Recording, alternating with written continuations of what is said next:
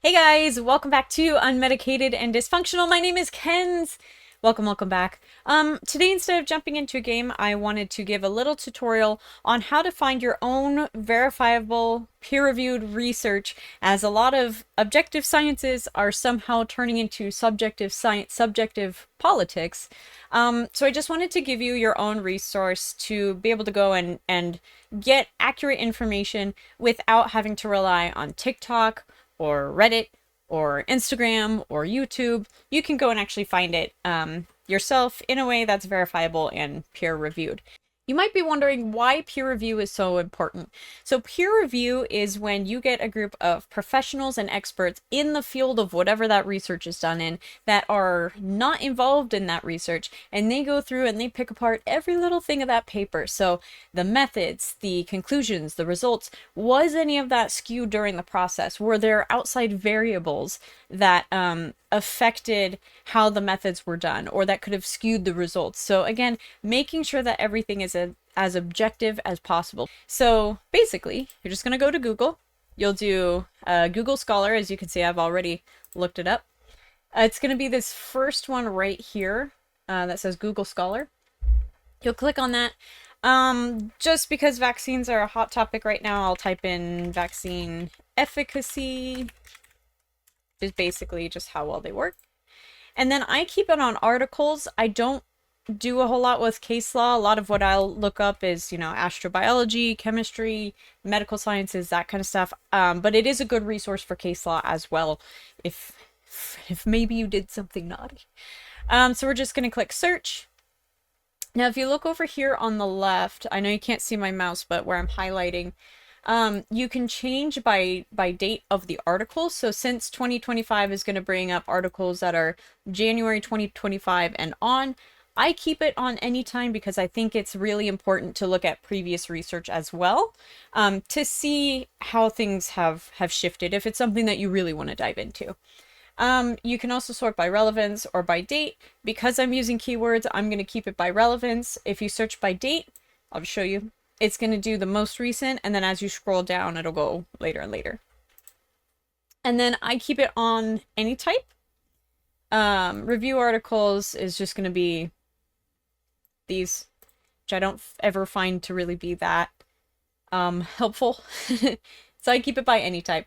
And then always make sure it includes citations. You want to make sure when you're looking into a research paper that you can follow where they got their information from that pushed forward their research project. So always include citations. I also like to have patents included. So just looking here at the overviews, you can save it, cite it, see how many times that article has been cited. If it's an article that's been cited many times, it's probably going to be a pretty verifiable article.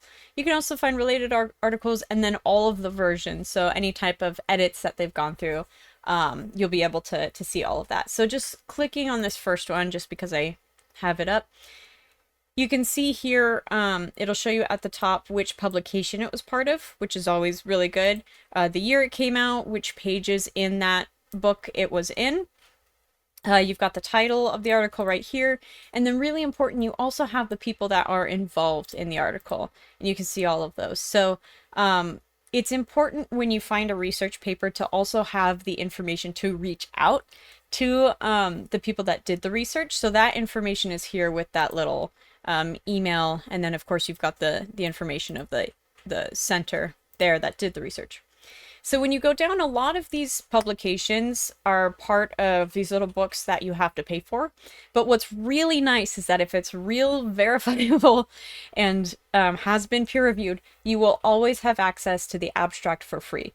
So the abstract will show you the background of the research, the method of the research. So, the background being, what their pre-research showed, and then the methods being, how they did their research, and then the results, which is, what they found while they were doing their research. And then, of course, the conclusion, which is the overview of the whole research that was done. So this is nice because if you don't want to dive through, sometimes these articles can get really complicated and the terms can just get super confusing. So this is nice because it's very simple. You can read it, you can understand it. If you have a hard time, you can go through their sources and see where that information was pulled from as well. That will always be available. You can see over here too how many people cited it, what other research papers cited this research paper. So really quick too, let's go back here. If it will let me. I like NIH.gov. That was the one that we were just on.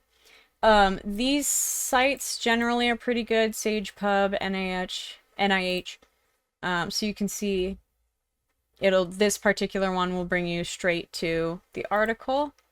And then ResearchGate, they're generally pretty good too. It shows you which journal it was part of. This is a pretty old article. Sometimes it's kind of cool to see how they did their math and everything when they were collecting their research. One thing to be very careful of though is something called predatory research, if you could say it. And those are going to be research that's not peer-reviewed. It's going to be maybe trying to sell a product, push a certain agenda. It's going to there's a lot of red flags with it, and you'll see. So if we can, I just Googled real quick so that you can see non-peer-reviewed types of papers. So those are going to be your pop magazines, your books, your trade publications. So anytime it's something that's meant to help a certain profession, that's going to be non-peer-reviewed, and sometimes those can be very predatory as well. And then a lot of online content, so like blogs, things like that.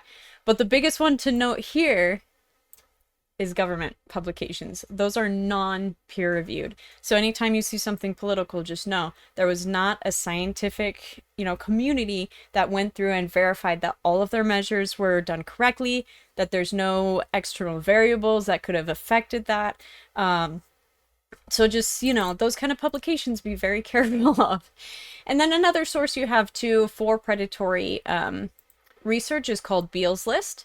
So you can look at that. If you're not sure, this will show you all of the publishers for certain journals and things like that have been verified and predatory.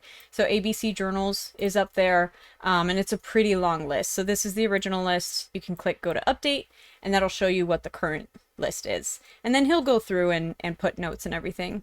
You can also see on this site specific journals that are not by big publishers.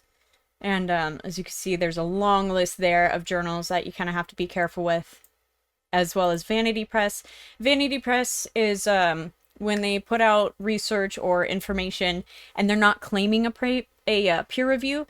When it's predatory, it means they're saying, oh yeah, somebody looked it over, but it's not verifiable. It's not good. So it's just a quick overview of how to look at these, what to look for. If you want something even a little bit more easier, I always recommend looking at information from a country that doesn't have that research as a political point. So I really like certain BBC authors I think are really good. Things like that can also be very helpful. But if ever there's a question, you're watching TikTok or Instagram, any of those, don't trust the information point blank. And if they're claiming sciences and using it for a political agenda, just know that that's not going to be objective, and science is meant to be objective. So just some tips and how to use Google Scholar. I hope this helps, and I feel bad that I haven't done this a little bit sooner. But yeah, if you guys have any questions, feel free to comment below. Thank you so much for joining, and happy searching. Bye!